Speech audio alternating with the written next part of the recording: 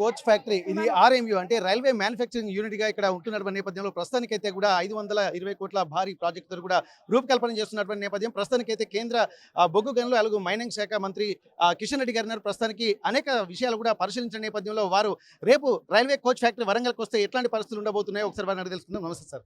ఇప్పటి వరకు coach factory అనేది దశాబ్దాల కళ నిలవేరాలనే ఒక ఆలోచన ఉండే, ఇప్పుడు మాత్రం ఒక వేగంగా పనులు జరుగుతున్నట్టు కనిపిస్తుంది. ఇప్పుడు మీరు ఎట్లాంటి ఇనిషియేషన్ తీసుకోబోతున్నారు? రైల్వే ఉత్తర భారతదేశానికి పరిమితమైనటువంటి డెవలప్మెంట్ యాక్టివిటీస్ ఇప్పుడు దక్షిణ భారతదేశానికి కూడా విస్తరిస్తున్నటువంటి పరిస్థితి ఇప్పుడు కనిపిస్తుంది. ఇప్పుడు వరంగల్ ఒక రూపుదిద్దుకుంటుంది, సెకండ్ క్యాపిటల్ దానికి ఒక రూపు కనిపిస్తుంది. మీకు ఎట్లా అనిపిస్తుంది సార్ ఇదంతా? రైల్వే నెట్వర్క్ చూసినట్లయితే మీరు దక్షిణ భారతదేశంలో కర్ణాటక తీసుకున్నా, ఆంధ్రప్రదేశ్ తీసుకున్నా, కేరళ తీసుకున్నా, తమిళనాడు తీసుకున్నా అత్యంత నిర్లక్ష్యమైనటువంటి ప్రాంతం తెలంగాణ. అందుకే ఈరోజు తెలంగాణలో 40 రైల్వే స్టేషన్లు ఏకకాలంలో డెవలప్మెంట్ చేస్తూ ఉన్నాం, కొత్త రైల్వే స్టేషన్ నిర్మాణం చేస్తూ ఉన్నాం, కొత్త నెట్వర్క్ చేస్తూ ఉన్నాం, 100% ఎలక్ట్రిఫికేషన్ చేస్తూ ఉన్నాం, సింగిల్ ఉనే డబుల్ చేస్తూ ఉన్నాం, డబుల్ ఉనే ట్రిపుల్ చేస్తూ ఉన్నాం, ట్రిపుల్ ఉనే 4th లైన్ తీసుకొస్తున్నాం. ఈరోజు ఈ యొక్క కోచ్ ఫ్యాక్టరీ కూడా అనేక దశాబ్దాల కళ ఇది. ఆ యొక్క దశాబ్దాల కళను కూడా నరేంద్ర మోడీ గారు మరి మన ఈ యొక్క వరంగల్కి ఇవ్వడం జరిగింది. ఇక్కడ కోచ్లే కాకుండా అనేక రకాలుగా ఇంజన్లు కూడా ఇతరత్ర తయారు చేయడానికి కావాల్సినటువంటి ఫెసిలిటీస్ అన్నీ రెడీ చేస్తూ ఉన్నాం. కాబట్టి ఇది చాలా మనకు ఒక ప్రతిష్టాత్మకమైనటువంటి ప్రాజెక్టు, మనమందరం గర్వపడేటువంటి ప్రాజెక్టు. సుమారు 520 కోట్లతోటి 160 ఎకరాలలో మరి ఏర్పాటు జరుగుతున్నటువంటి ప్రాజెక్టు. దీంట్లో భవిష్యత్తులో అనేక రకాలుగా దీన్ని మరింతగా ముందుకు తీసుకెళ్ళి ఆధునికమైనటువంటి పద్ధతిలో మన ప్రాంత ప్రజలకు ఉపయోగపడే విధంగా, మన తెలంగాణ ఆర్థిక వ్యవస్థకు మరి కొంత ఉపయోగపడే విధంగా ఈ యొక్క ఫ్యాక్టరీ నిర్మాణం కాబోతుంది. చాలా సంతోషకరమైన అంశం. ఎందుకంటే కేంద్ర ప్రభుత్వము మరి రోజు మోడీ గారి నాయకత్వంలో తెలంగాణ అభివృద్ధి విషయంలో అనేక రకాలుగా ఇప్పుడు ప్రెస్ కాన్ఫరెన్స్లో ఈ వరంగల్ ప్రాంతంలో ఏం చేసామని కూడా చెప్పబోతున్నాను.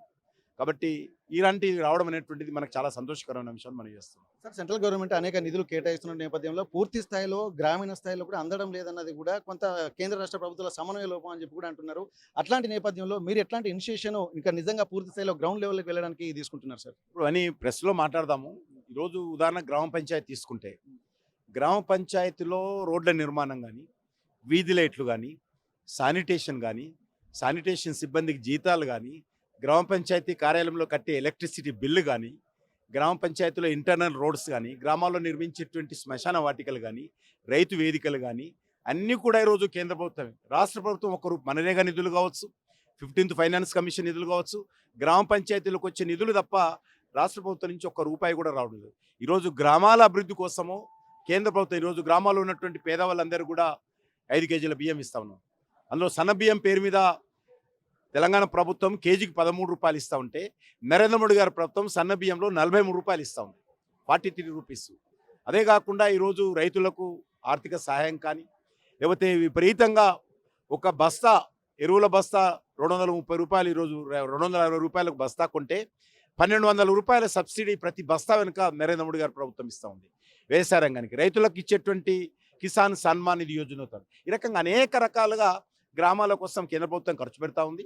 మరి ఈరోజు దాన్ని సమర్థవంతంగా రాష్ట్ర ప్రభుత్వం ఉపయోగించుకొని ముందుకెళ్లాల్సిన అవసరం ఉంది. సెకండ్ క్యాపిటల్ అయినటువంటి వరంగల్లో ఇక్కడ కల్చర్ అలాగే ఎడ్యుకేషన్ హబ్గా అన్ని ఉంటున్నాయి, కానీ పూర్తి స్థాయిలో కేంద్రం ఇనిషియేషన్ తీసుకుంటే తప్ప మళ్ళీ కాకతీయ సామ్రాజ్యం పునరావైభవం సాధించే పరిస్థితులు అని అంటున్నారు. మరి దీనికి ఎట్లాంటి ఉంటుంది సార్? అన్ని రాజకీయ పార్టీలు ఏకాభిప్రాయానికి వచ్చి చేయాలా.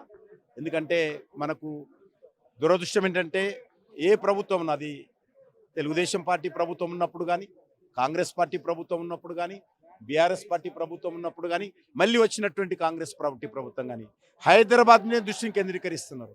హైదరాబాద్లో ఉన్నటువంటి నగరాన్ని ఇంకా పెద్దగా చేస్తూ ఉన్నారు. వరంగల్నేమో 2 భాగాలు చేశారు. వరంగల్నేమో ఉన్నటువంటి నగరాన్ని 2 భాగాలు చేశారు. కానీ మిగతా హైదరాబాద్నే ఉన్నటువంటి కార్పొరేషన్స్ అన్ని ఒక దగ్గర తీసుకొస్తున్నారు.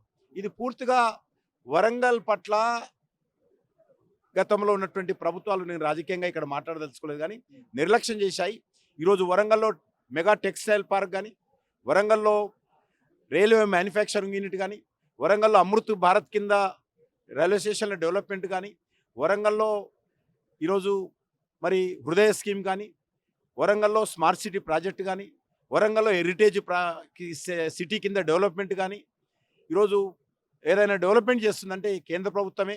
ఈరోజు సివిక్ ప్రాబ్లమ్స్ కానీ, రోడ్లు కానీ, డ్రైనేజ్ నెట్వర్క్ కానీ చాలా పెద్ద ఎత్తున కేంద్ర ప్రభుత్వము వరంగల్కు పెద్దపీట వేస్తూ ఉంది. ఎందుకంటే హైదరాబాద్ తర్వాత మరి అతిపెద్ద నగరము వరంగల్. ఈ నగరానికి ఉండేటువంటి ప్రాధాన్యత, దీనికి ఉండేటువంటి చరిత్ర, దీన్ని ఖచ్చితంగా అందరం కలిసి కాపాడుకొని ఈ నగరాన్ని అభివృద్ధి చేయాల్సిన అవసరం ఉందని చెప్పి మేము భావిస్తా ఉన్నాం. Thank you sir. ఇప్పటికీ తెలంగాణ హెరిటేజ్ సిటీగా అంటే వరంగల్ అనేది కూడా ఎంత సెకండ్ క్యాపిటల్గా చెప్పుకుంటున్నారు, కానీ పూర్తి స్థాయిలో అభివృద్ధి చెందకపోవడం అనేది కూడా ఇక్కడ గమనించాల్సింది. కానీ ప్రస్తుతం ఇనిషియేషన్ హృదయ్ అమృత స్మార్ట్ సిటీతో పాటు హెరిటేజ్ సిటీగా అలాగే ఎన్నో డెవలప్మెంట్ యాక్టివిటీస్ కూడా ఇక్కడ వరంగల్లో ఉంటున్నప్పటికీ కూడా దాన్ని పూర్తి స్థాయిలో శ్రద్ధ కనబర్చాల్సినటువంటి అవసరం అయితే కనిపిస్తుంది. కానీ ఇప్పుడు ప్రస్తుతం తీసుకుంటున్నటువంటి రైల్వే కోచ్ అంటే ఆర్ఎంయు రైల్వే మ్యానుఫ్యాక్చరింగ్ యూనిట్ ఏర్పడ్డ తర్వాత కూడా అనేకమైనటువంటి డెవలప్మెంట్ యాక్టివిటీస్ కూడా జరగబోతున్నాయి. ఇటు టెక్స్టైల్స్ పార్క్ కేంద్రంగా కూడా దానికి అనుబంధంగా కూడా అనేక పరిస్థితులు, అనేక కంపెనీస్ కూడా వస్తున్నటువంటి పరిస్థితులు కూడా వస్తాయని చెప్తున్నారు. ఇక్కడ హైదరాబాద్ కనుక ఒక దగ్గరికి తీసుకొస్తున్నారు. వరంగల్ నగరాన్ని మొత్తం డీసెంట్రలైజ్ డెవలప్మెంట్ కింద చేయాల్సినటువంటి అవసరం అయితే కనిపిస్తుంది.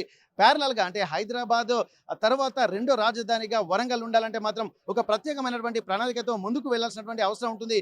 కానీ దీనికి కేంద్ర రాష్ట్ర ప్రభుత్వాల సమన్వయం కూడా చాలా అవసరం అన్నటువంటి విషయాన్ని గుర్తు చేస్తున్నారు. ముఖ్యంగా railway RMU railway manufacturing unit కి మాత్రం ప్రస్తుతానికి 520 కోట్ల రూపాయలతోటి ప్రారంభించారు. దీనికి సంబంధించి కూడా ప్రస్తుతానికి రైల్వేలకు సంబంధించిన అన్ని యూనిట్కు అన్ని ఇక్కడ ప్రారంభమవుతాయి. దేశవ్యాప్తంగా కూడా ఇక్కడ నుండి ఎక్స్పోర్ట్ చేయాలంటే ఇది ఒక సెంటర్ సిటీగా ఉంది కాబట్టి దేశవ్యాప్తంగా ఉన్నటువంటి అన్ని ప్రధాన నగరాలకు రైల్వే ఇంజన్లతో పాటు రైల్వే కోచ్లు అలాగే ప్రతి రైల్వే సామాగ్రి కూడా ఇక్కడ తయారయ్యే యొక్క యూనిట్ని కూడా చేస్తున్నారు. మొదటి ఫేజ్ కింద 520 కోట్ల రూపాయలు, ఆ తర్వాత మెషిన్స్ అన్ని తీసుకొచ్చిన తర్వాత కూడా ముందుకు తీసుకెళ్లేటువంటి పరిస్థితులు కనిపిస్తున్నాయి. ఎట్టి పరిస్థితుల్లో హైదరాబాద్ తర్వాత సెకండ్ క్యాపిటల్ గా వరంగల్ నగరాన్ని తీర్చిదిద్దడానికి కూడా కేంద్ర ప్రభుత్వం సుముఖంగా ఉందని చెప్పి అంటున్నారు.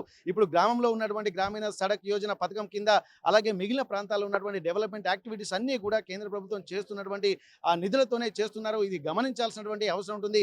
ఇక్కడ ప్రస్తుతానికి సెకండ్ క్యాపిటల్ గా మరొకసారి వరంగల్ ని ముందుకు తీసుకెళ్లేటువంటి ఇనిషియేషన్ కూడా కేంద్ర ప్రభుత్వం తీసుకుంటుందన్నటువంటి విషయాన్ని కూడా ఇక్కడ కేంద్ర బొగ్గు అలాగే మైనింగ్ శాఖ మంత్రి కిషన్ రెడ్డి చెప్తున్నటువంటి పరిస్థితి.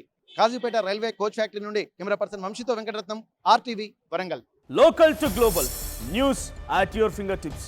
మీ చేతిలో ఒక ఆయుధం. Download raw TV app. Media legend Ravi Prakash is back.